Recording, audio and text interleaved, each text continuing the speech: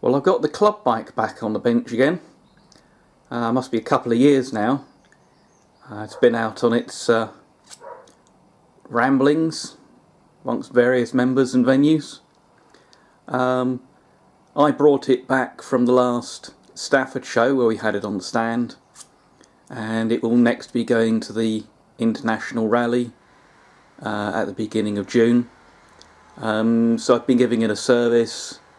So it's had an oil change, filter cleaned, or oil strainer, new cam belt, and I'm sorting out, doing some preventative maintenance on the lighting switch, which had some issues. I'm replacing that with a spare I've got. Now, right from when we got this back on the road, there's been a little bit of an issue that's bothered some riders more than others, which is the lack of a heat shield on the rear pipe. And as you can see,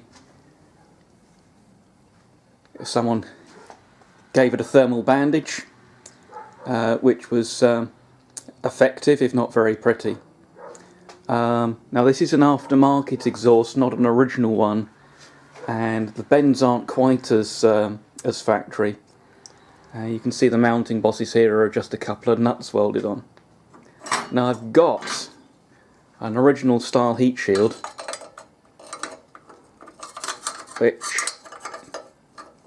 fits on like this. You can see it's large holes, relatively short, but this is off one of my bikes, and I've been struggling to come up with a way to do a decent heat shield. And so at the moment, the plan, which actually I formed at Stafford in October last year, was I picked up a stainless steel exhaust bend.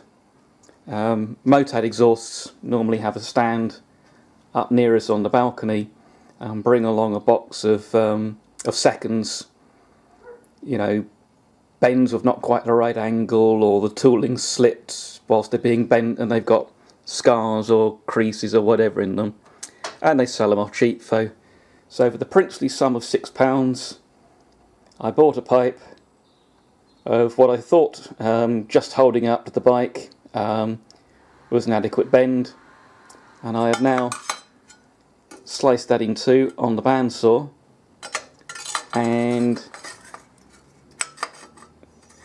that will fit over there. The bend isn't actually as tight as it really needs to be, so I'm going to have to notch this out and just put a little bit of an extra kink in it, but otherwise I think that's going to work pretty well. So I'll do the kink and then we'll have another look, and I'll probably just trim it off up here a little bit as well. Well, I've got the heat shield in place. If you look closely, you can see a little bit of a seam here where I put a V-notch in and re-welded it just to close that angle up. And getting the hole positions was a little bit tricky.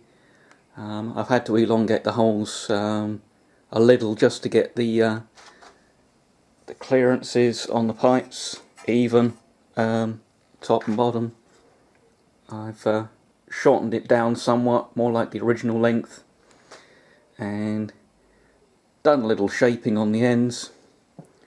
So the ends are still ragged from where I cut them on the bandsaw, but that just will get a bit of a tidy up, and I'll find some washers to go under the screws there. I'll put some lock washers under, and I think that is a very satisfactory result.